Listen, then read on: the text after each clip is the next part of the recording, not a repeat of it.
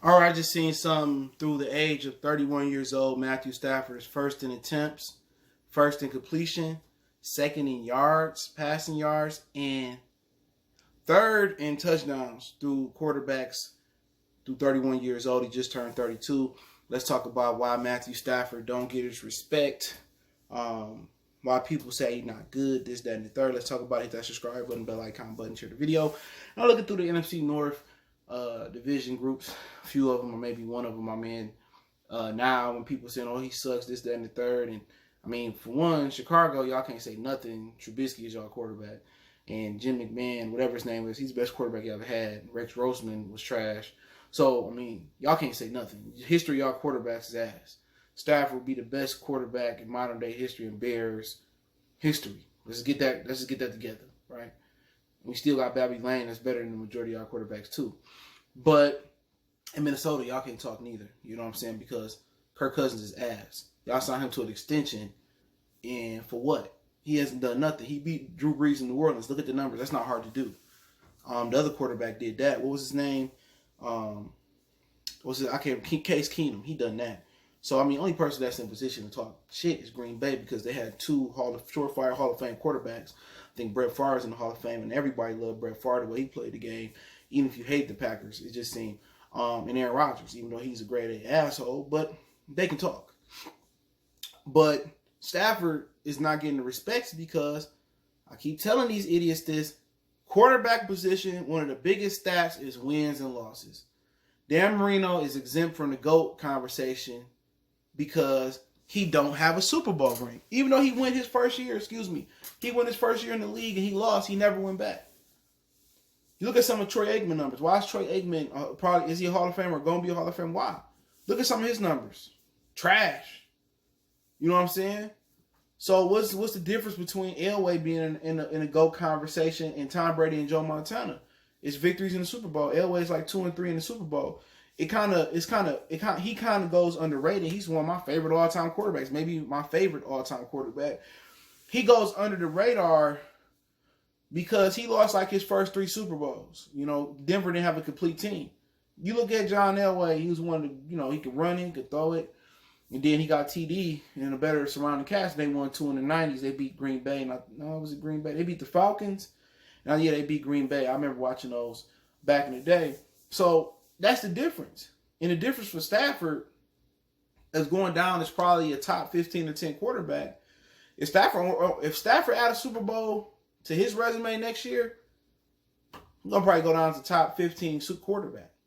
Shit, you might go down as a top 10 or 5 because to win a Super Bowl with all the obstacles you got in Detroit with the stupid ownership, the stupid general managers, the stupid coaches, I mean, that's something that I don't think another quarterback or another ordinary quarterback can do.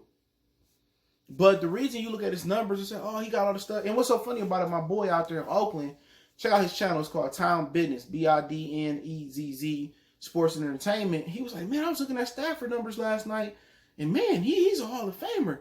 He just don't have the wins, and that's just what it boiled down to. And people say, well, winning is a team sport.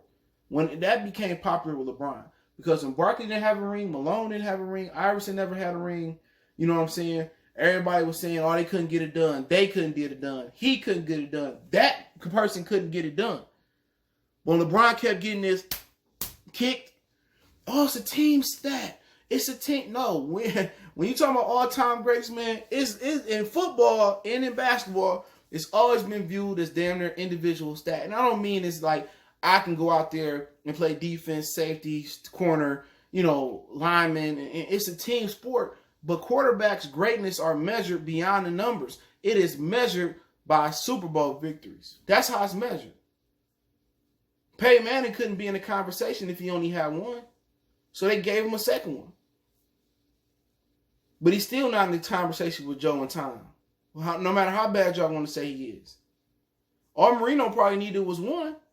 And Marino probably could have been considered to go. That's how good Dan Marino was. What if John Elway would have won 5-0 Super Bowls instead of 2-3? I think it was. Don't quote me on that. So that's the difference. Stafford can have all the stats he wants, but also when you're not on primetime TV, when you're not in the playoffs making big plays, Nobody remembers what you did week 1 versus Arizona. You go 6-10. Week 5, the throw you made versus this team, and you going, 4-12. Nobody cares about that. What they truly remember was the drive by John Elway versus the Cleveland Browns. What they remember was the tuck game with Tom Brady. What they remember was, Peyton Manning throwing a pick 6 to Tracy Porter for Drew Brees to get his first Super Bowl. Those are the type of iconic moments they remember. Russell Wilson throwing a pick on the goal line. You know what I'm saying? Those are the iconic moments. Plexico Burress running the corner route, Eli hitting on the ice the game versus the first Super Bowl versus the Patriots. So he needs an iconic moment. That's it. He needs an iconic moment. He needs playoff victories. And for people who don't know, Eric Kramer still holds Detroit Lions playoff records for passing. The majority of them, if not all of them. So you can play good through 16 weeks, and a lot of his numbers are padded. When the Lions are down, he played better. And as soon as he closes the gap, a couple years ago, we played in San Francisco versus the 49ers, obviously. And, he missed some throws early on. Galladay made some good catches, too. And we fell behind versus San Francisco. It was a winnable game. They pulled away a little bit. Second half, Stafford started bringing us back. Bow, accurate. As soon as the game became in arm reach, he started missing throws. So, to be honest, man, a lot of his stats, and I'm just keeping it 100. I'm keeping it funky. A lot of his stats come in garbage time. When we got no chance to win, he started airing it out and this, that, and the third. Now, I'm not saying that the Lions don't hold no responsibility for this as an organization. They do. I feel if Matthew Stafford was in another organization, they would surround him with a better defense, a better running back, all that, and he would have probably got a few playoff wins. If not, in certain areas, went to the Super Bowl. I'm not denying that at all. I think the Lions are most responsible for his failures. People say, and people in the casual say, we had Calvin Johnson, and he had Java Best and Reggie Bush, and Calvin Johnson, you name, or who went to the Super Bowl last year? Kansas City and the 49ers. Name me a receiver off the 49ers. Emmanuel Sanders beyond, his best is behind him. Deebo Samuels was a true rookie. So it wasn't no Randy or Terrell Owens there. You know what I'm saying? You look at Kansas City, that Tyreek Hill, he pretty good. You can break catch him top 5, top 10. You go to the, it's a lot of Super Bowls where they don't really have a prominent receiver. It's more about the team. It's more about the running back, the line, and just giving receivers to get by. But, he does have valid excuses because the organization hasn't put a team around him. They haven't put great coaches in position. He hasn't had great coordinators since Darrell Bevell went here. But you look how dominant he is with the stats.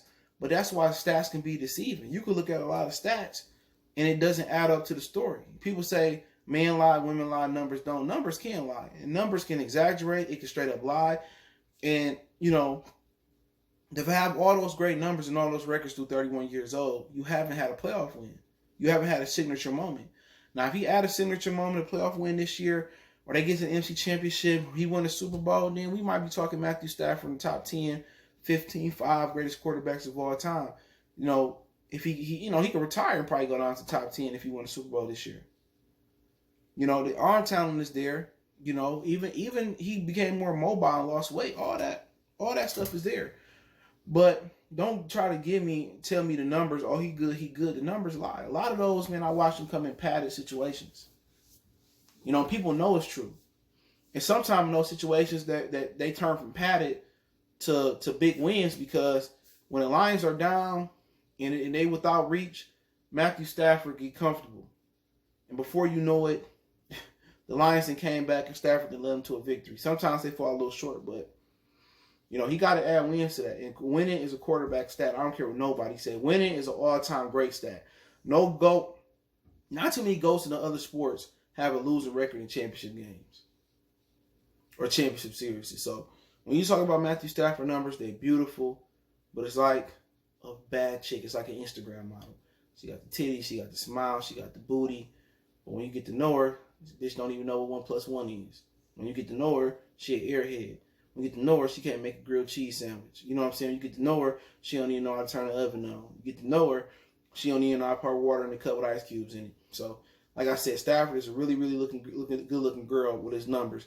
But on the inside, he lacks a lot of the things that's essential to make up a beautiful, strong woman. So let me know what you guys think. Don't forget me on Facebook, Instagram, Twitter. I appreciate everybody for tapping in.